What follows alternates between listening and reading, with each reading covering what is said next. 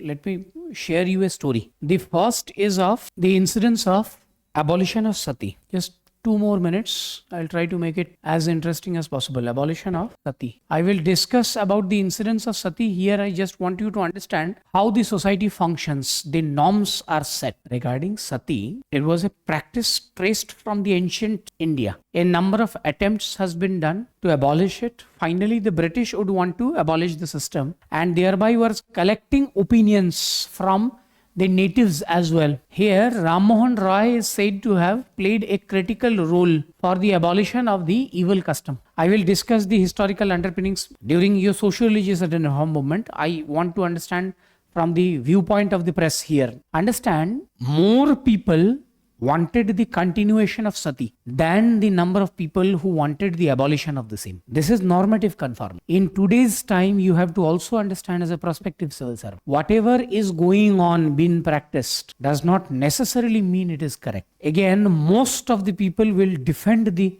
customs and traditions of today than the ones who will reject it. It is only with the passage of time. Understand it with this rather correct analogy. Suppose I am the person who wants to introduce burn the widows. What is the kind of social criticism I will be facing? Probably hated by all of you. The same fate was faced by that one person who wanted to abolish Sati. Because today's world view is treat the widows as human beings and not to burn them. Today's worldview is shaped on your values of the present, but back then the values, the understandings were very different, or rather exactly the opposite. Again, an analogy can help you understand. Try to understand, this is the element of empathy. Again, absolutely correct. For the views, for the works of Roy, so his own mother abandoned and refused to acknowledge Roy to be her son, own son. You will discuss more on this. Suppose regarding if today I ask any gentleman here, any male student of mine to wear a sari tomorrow, what will happen?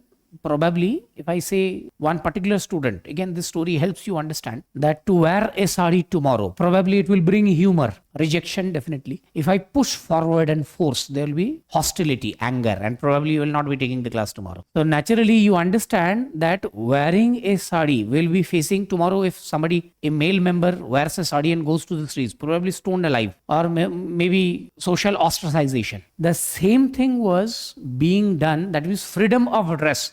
Somebody wearing or not wearing. That was the same fate of a 18th century woman who decided to or chose to wear a pair of trousers or a jeans. This is how the society functions. This probably an analogy that will help you understand. So again, this is how the world used to function. The changes in dress for women.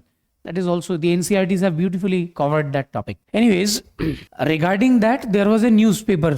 For example, Samachar Chandrika. Samachar Chandrika was a newspaper of Radhakant Deb.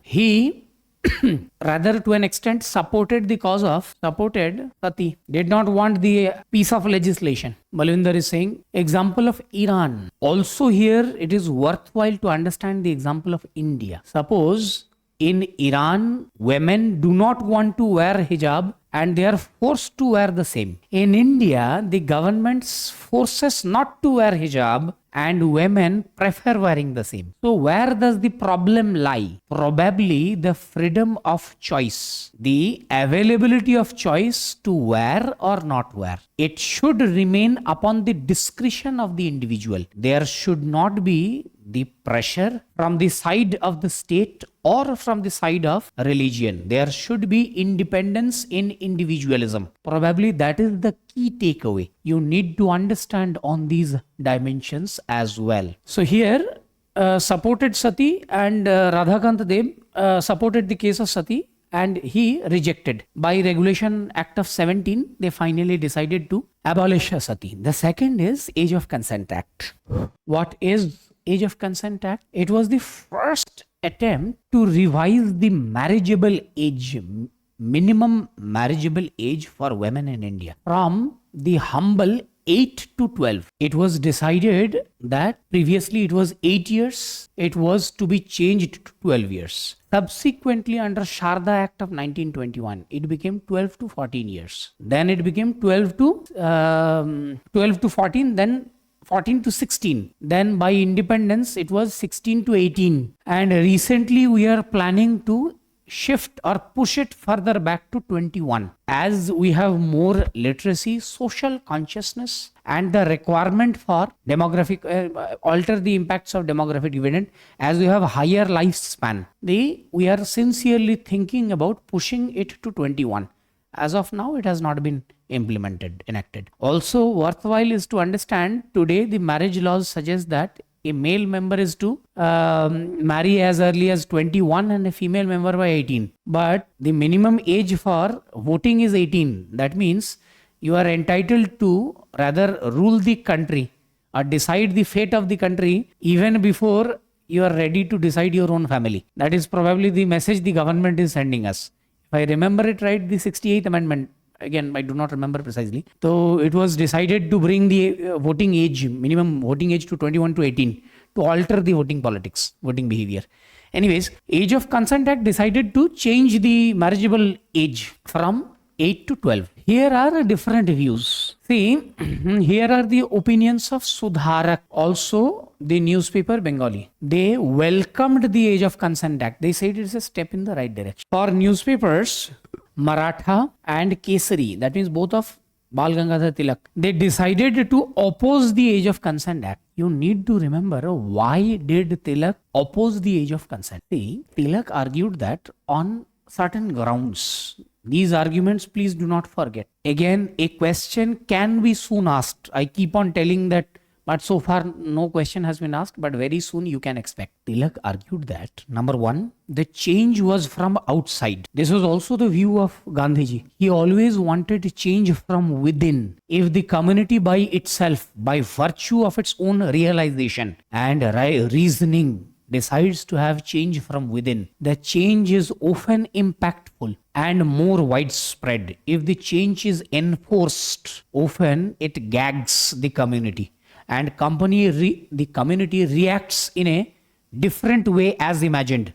Often good things, if imposed, the community may react in a different concept. This is the takeaway from this discussion. This is number one. Tilak said that it should not be enforced from outside. It should be from within. Second is that he argued that marriage in India, that is child marriage in India, was symbolic and was not consummated. He argued that marriages were often symbolic. That means the ceremonial marriage would be done and the husband and the wife would continue to stay in their own respective parents' house, and only they will be consummated after reaching their puberty, their adolescence. With the British enactment of the law, the British had sent a message which is wrong from the very beginning. Now the illiterate masses would think that the British have thought their way through and now the marriages will be consummated, number one. Number two, also the anti-British sentiment in the nationalist fervor will be reflected in consummation of the marriages. That means by flouting of the laws in the spirit of nationalism, who will be the worst sufferer? Women. If child marriages do take place and consummations which will lead to permanent deterioration in the health of the mother, it will lead to high rate of infant mortality or death upon birth. Also, it will degrade the maternal health of the mother. That these are the rationale on the basis of which Tilak was vocal against the Age of Consent Act. Tell me if you did not understand or any conceptual quality required. Understood? So that is it for today.